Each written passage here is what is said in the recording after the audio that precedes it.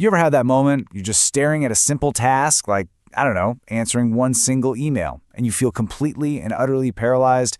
Well, if that sounds familiar, you're not lazy and you're definitely not broken. You're probably in what's called freeze mode, and today we are going to unpack exactly what that means. I mean, this just nails it, doesn't it? It's that feeling of total mental chaos where every single thought is screaming for your attention all at once, and the result is, well, nothing. Just that spinning wheel in your mind while your to-do list just sits there staring back at you. It's a super frustrating and really common feeling, and it's right at the heart of what we're talking about. So at its core, freeze mode is a real, documented psychological response. You can think of it like your brain's circuit breaker flipping off because it's just completely overloaded. It is not a character flaw. So please, the very first step is to just let go of that idea that you're being lazy. Something way more interesting is going on under the hood. All right, so let's get into the why. What is actually causing this overload? Turns out it's a mix of how our brains are wired to handle priorities and our own emotional response to all that pressure.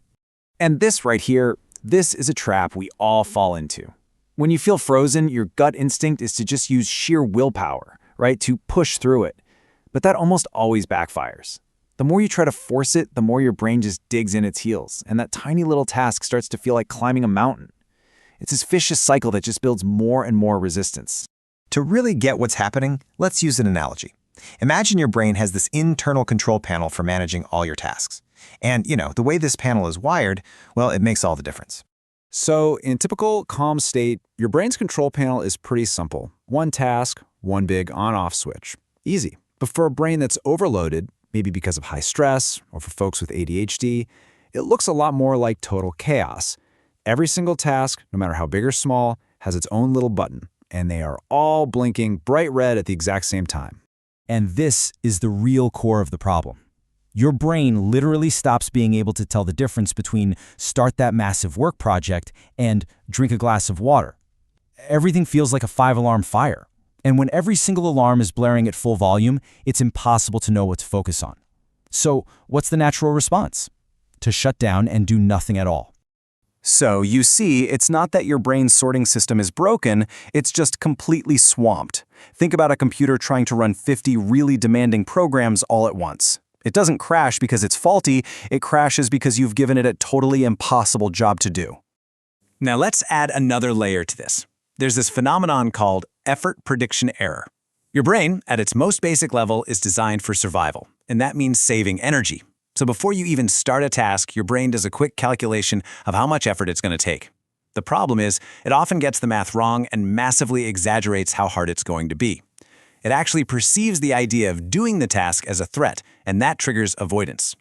But, this isn't just a mechanical issue of wires and circuits. Oh no, our emotions play a huge role in cranking up the volume on this freeze response, adding this heavy emotional weight to the whole experience. Does this little voice sound familiar? That inner critic full of judgment and comparison. When we're frozen, we have this tendency to just pile on the shame and the guilt, asking ourselves why we can't just be normal like everyone else. And this self-criticism, it's not just painful, it is incredibly counterproductive. All that shame acts like an emotional brake. Just when you need a little gas to get going, you're slamming on the brakes with all this negative self-talk. It just adds another heavy layer of pressure, making it even harder for your brain to find the little bit of clarity it needs to just get started. And if that wasn't enough, if you've been under stress for a while, you might be dealing with what you could call a cortisol hangover. See, when your body is flooded with stress hormones for too long, your whole nervous system has to work overtime to get back to normal. All that extra cortisol can mess with your prefrontal cortex. That's the part of your brain in charge of clear thinking.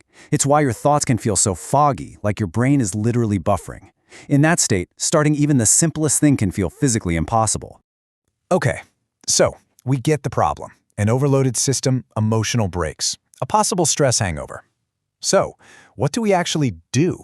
How do we get moving again? Well, the answer isn't more willpower. It's about working with our brain's wiring, not fighting against it. Here it is. This is the single most effective strategy I know. Lower the entry point. Your brain sees a task like clean the entire kitchen and flags it as a giant threat. So instead of fighting that feeling, you outsmart it. You make the task so ridiculously small that it's not threatening anymore. So forget the whole kitchen. Your new task is just to pick up one single item. That's it. The goal isn't to finish. The goal is just to start. By making that first step hilariously, laughably small, you basically sneak past your brain's threat detection system.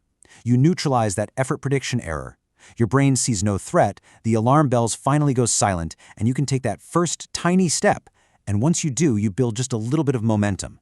The paralysis starts to thaw. It is so important to remember this. Experiencing freeze mode does not mean you're failing at life.